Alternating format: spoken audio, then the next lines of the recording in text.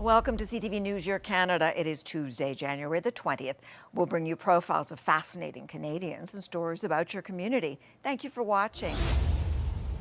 Well, my goodness, for the United States, a team that never trailed. Losing to the United States wasn't the happy ending that the script called for in Canada's quest for a World Under-18 gold medal here on Cape Breton Island. I think we battled right to the end. USA and Canada, packed house in Cape Breton. More than 5,000 people came decked out in red and white for last night's gold medal game against the Americans. The excitement may have been extra special for the three maritime players on the Canadian team. I'm from a small community too, and to have everyone come out and support, I feel like was pretty amazing. Actually, to be honest, I felt for a long time that this day was coming. For the girls in the stands, to see their local arena filled to the rafters for a women's game was vindicating, even if it wasn't surprising.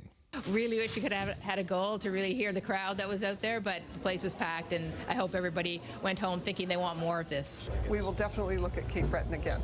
A pretty strong message from the head of Hockey Canada. While Cape Breton doesn't have a facility the size of a Halifax or a Moncton, she says the island's support of these U18s may suggest the market is capable of hosting something even bigger. Taking a look at Women's Worlds, we certainly could look at the province of Nova Scotia. They've done really well, and often we share with cities. Despite the loss, Canadian forward Kendall Doiron, who is from just across the causeway in Boylston, Nova Scotia, says to play on the world stage here on home soil is something she'll remember. Especially little girls that kind of were in my shoes at one point, and that, seeing them in the crowd and cheering me on with the signs, like I said. Silver linings to go with their silver medals and a memorable week and a half for women's hockey. Ryan McDonald, CTV News, Sydney. This is the moment Liam has been working towards for over a year, hanging out with his hockey idol, Toronto Maple Leafs captain Auston Matthews. I was very excited and happy to meet him. I know he's been dreaming of this moment for a really long time. Auston Matthews is incredible. It's his hero. You see, Liam loves hockey. He gets on the ice whenever he can, though it's sometimes challenging living with cystic fibrosis. He was first diagnosed with the respiratory disorder at 3 weeks old. At the time, we had no clue that we were carriers of it, so it was really scary for me. But, I mean, as you can see, he's grown up to be an amazing little boy. And Dina's amazing 10-year-old is also selfless. And this is where Make-A-Wish Canada comes in. Known for creating life-changing wishes for children diagnosed with critical illnesses, the organization asked Liam what he wants. But instead of a vacation or a new toy, Liam wished for the chance to design custom skates and stick for the Leafs captain. It just reminded me of Auston Matthews, and I wanted to be like him one day. His heart is so full. He would literally give you the shirt off his back. So it doesn't surprise me that he wanted to do something special for his hero, Auston. Oh, dude. Look at these things. With the help of a custom designer from Calgary, Liam drew some of Matthews' favorite things. The Toronto Maple Leafs, Auston Matthews' dog, and Carlton the bear. I was supposed to use them as inspiration. When I saw the drawings, I was like, I'm just going to reproduce the exact drawing, and that's what's going to go on the skate. After Liam gifted Auston Matthews with the custom pair of skates and stick, Liam was then surprised with a replica version of both just for him. And these skates are also signed by Matthews himself. Is there anything he said to you that was really special? Yeah. He'll try to get as much goals as he can possibly for me. And as Matthews tries to follow through on his promise, he'll be keeping Liam's favorite saying in mind. Never give up. Raheem Ladani, CTV News. It started out as a marketing tactic by a travel company selling sunshine vacations. Blue Monday might not actually be the most depressing day on the calendar, but the winter blahs are a real thing, says psychotherapist Andrew Sofin. January, people are usually back at work. They're, nose to the grindstone, and they're really saying, paying off the visa bills. Many people will say that they experience more depressive-like symptoms, and it seems to be worse in January. He points to a lack of daylight, less socializing, and the post-holiday lull catching up to a lot of people. I would say most people with depression that are susceptible to depression or anxiety definitely will be saying, yeah, I'm struggling with these months. It's like going through a snowstorm. We're going to get from A to B. We're going to get through this day, and this is the day to just be positive.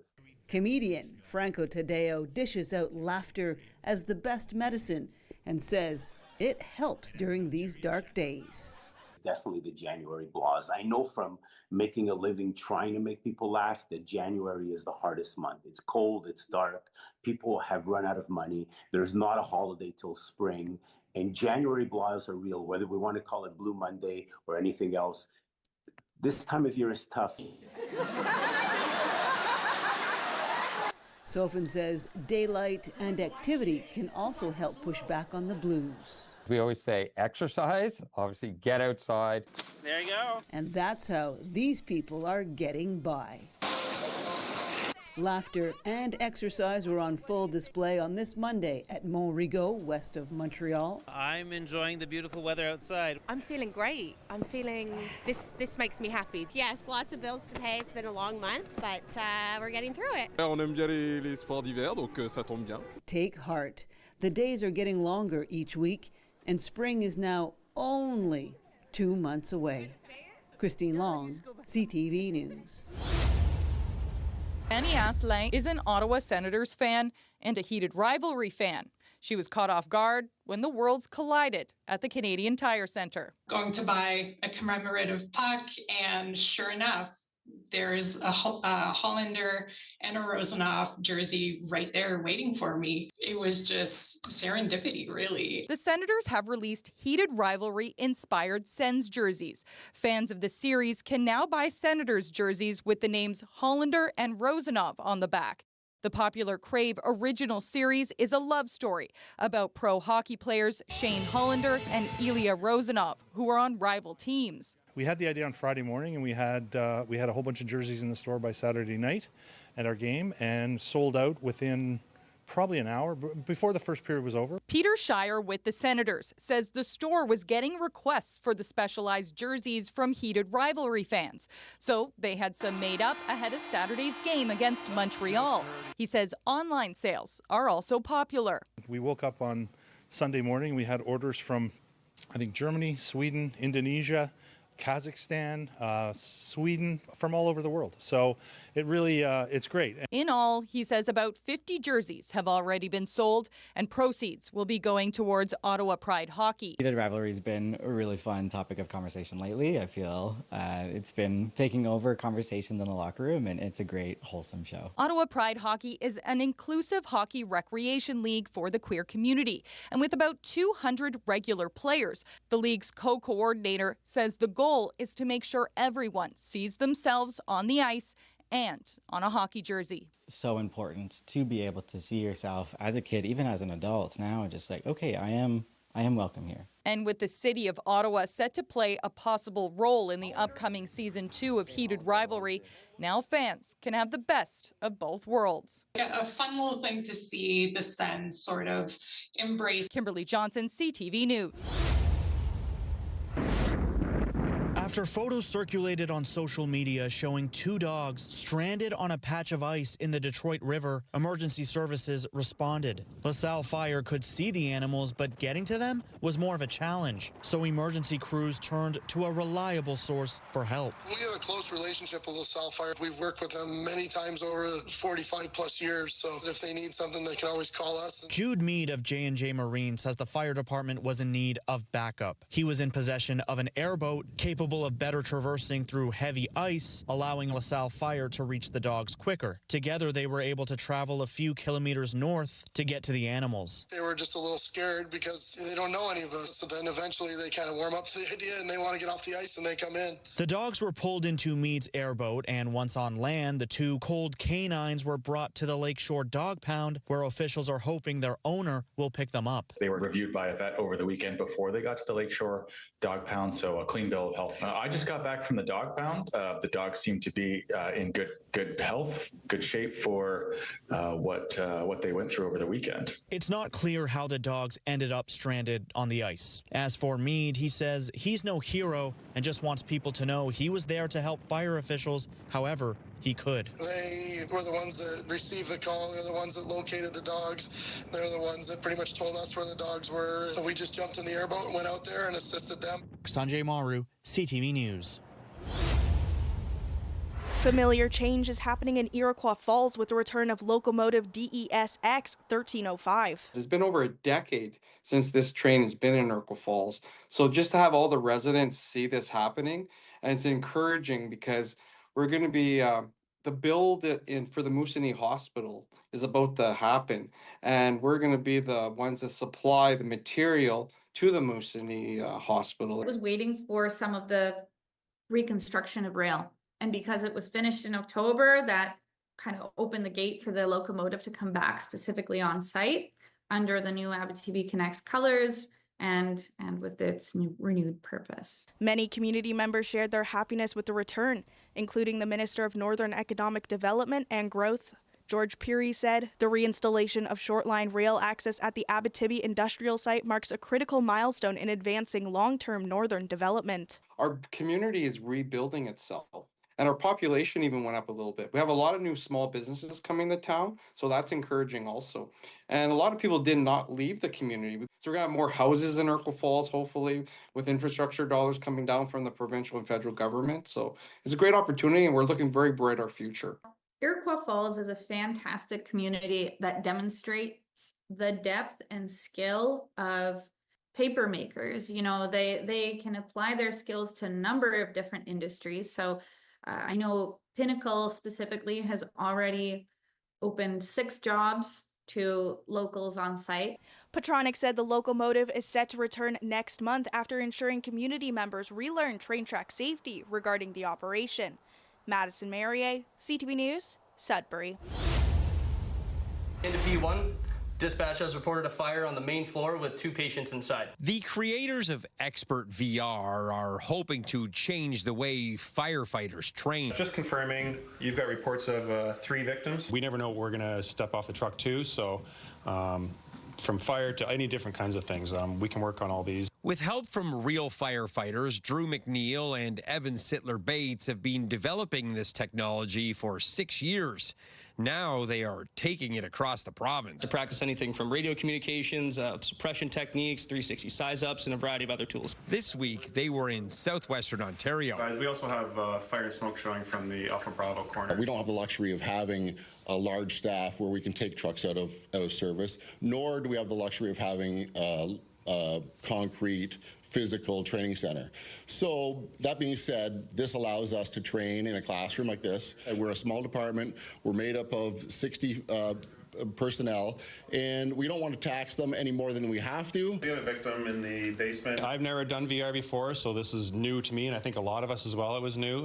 Super fun, though. Our big thing is communicating, working on that and moving forward, and trying different scenarios would help. Every time we put someone in a headset for the first time, you know, we see their eyes light up, and, you know, everyone needs to get comfortable with the technology, but once they've gone through 2 or 3 times, we really see that uptick in their ability to adapt. This technology from the Niagara Falls-based company is funded by the province. They can build skills without the risk or cost of physical training. They're not wearing their bunker gear, so your senses in that regard aren't like they would be on a physical training center or event, but you are occupying some senses. It's only ever going to get better. And as it stands right now, we have benefited greatly from this training. And there are talks about buying this training device for our fire department. 3 patients extricated, fires extinguished.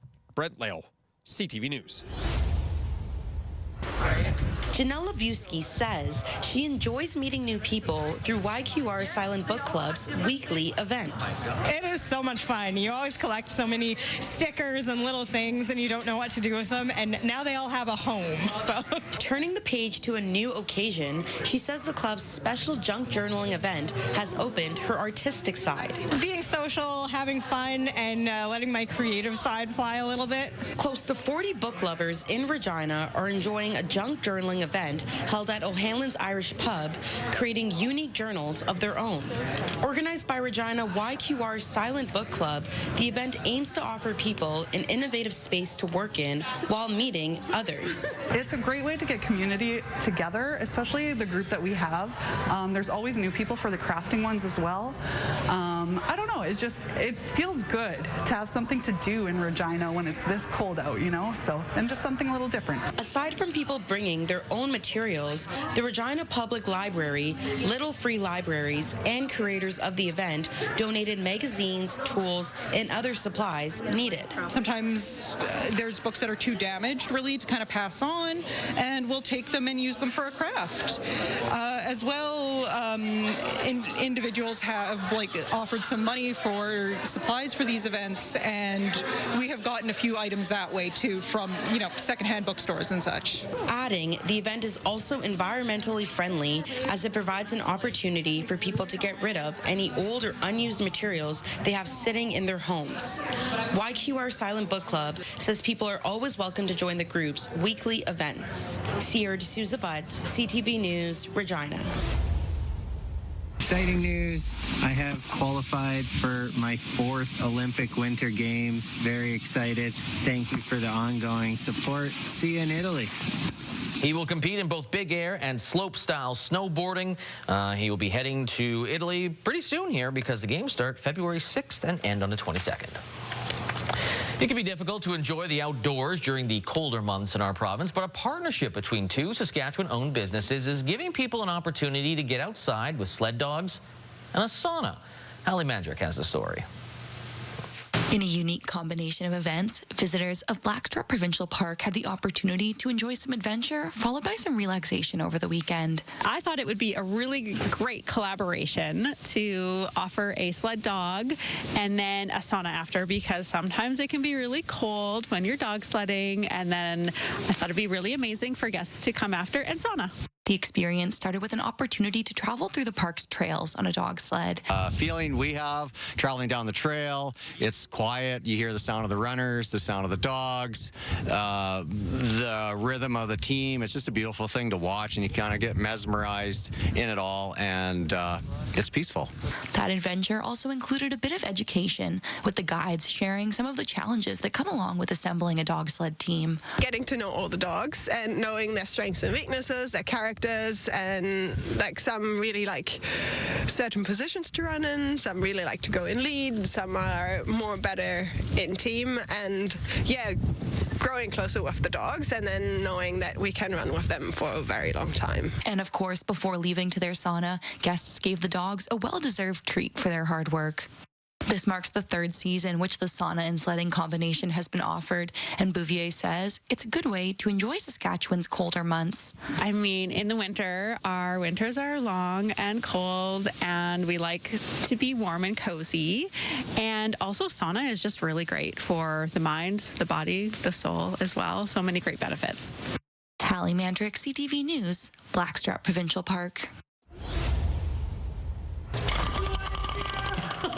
12-year-old Supernova knows to keep her eyes on the prize. She and her canine companions are staying stimulated indoors under the watchful eye of their human, Govind Pillai. Nothing is worse than cabin fever for dogs. With the blast of cold temperatures set to return, Pillai says issues can arise from dogs that are not able to get the right amount of both physical and mental activity from being outside. When I look at the dogs that are having behavioral problems, more reactivity, more fear, more uncertainty, I have to take a look at their day, and what's often missing is that stimulation, that robust, comprehensive stimulation. Veterinarian Charlene Laprise adds cold and icy conditions can pose problems for dogs and owners that aren't prepared. So if a dog is jumping at a fence and it's icy underneath, they can slip, they can hurt their knee, they can hurt themselves. Plus, it's just not good for them mentally. She adds dogs can become frustrated if they're cooped up inside for days on end. Yes, but both say there are plenty of ways to get your pup up and engaged. Food puzzle toys are great ways to keep them occupied.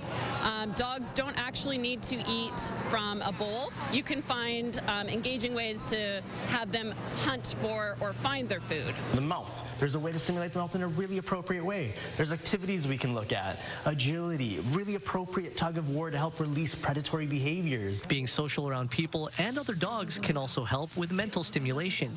It's about getting creative within the walls of your home.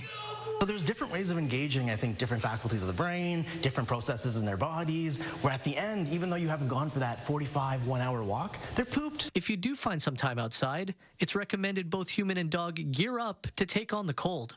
just an opportunity to sniff, get out there, and then get back in the house, like that versus not ever getting out of the house for 3, 4, 7 days in a row, there's a big difference. And taking steps to be as prepared as possible will make for some happy pups at the end of the day. Gates Gore and CTV News, Edmonton. Long before a crowd started congregating around their tree trunk, Linda and Brian Fraser say a fairy door appeared. I think we just wanted to make people smile. Not only were the fairies a source of delight for their daughters, they're decorating to celebrate Halloween, Christmas, and Canada Day, even rolling out a red carpet for the Academy Awards, captured the imagination of countless other kids in the community. So they write these little tiny notes, and the fairies would generally write back. After inspiring smiles for years, you can imagine how they felt when they woke up one morning to find that all of it, including the door, was gone. And so there was this big gaping wound in the base of the tree. And we were just devastated. It really was quite awful. But it also proved to be quite an opportunity for their daughters to learn about resilience. Something bad might happen, but that doesn't mean that's the end of something. Linda and Brian decided to rebuild even better. Because otherwise the vandal would have won. Along with constructing a more robust new door, they welcomed a whole new set of neighbors. We had a whole herd of dinosaurs outside of the fairy door. The dinosaurs dominated for almost a decade, surviving their version of the Ice Age, joining in seasonal celebrations, and inspiring the locals to rename it the Dino Door, until one afternoon, they too all disappeared. So that was enormously disappointing. Although they posted this plea on social media asking for the reptiles to be returned, they never were. Instead, strangers who frequented the Dino Door began dropping off donations. They wouldn't leave like a note saying, here's a dinosaur for you. They would just appear and be part of the herd. And now, Linda and Brian couldn't be more grateful that more than a dozen dinosaurs are flourishing in this magical menagerie, a testament to resilience, kindness, and joy. It's a very healthy thing for humans to be a bit silly every day, and I think that's part of what this door does for our neighborhood. Adam Swatsky, CTV News, Victoria.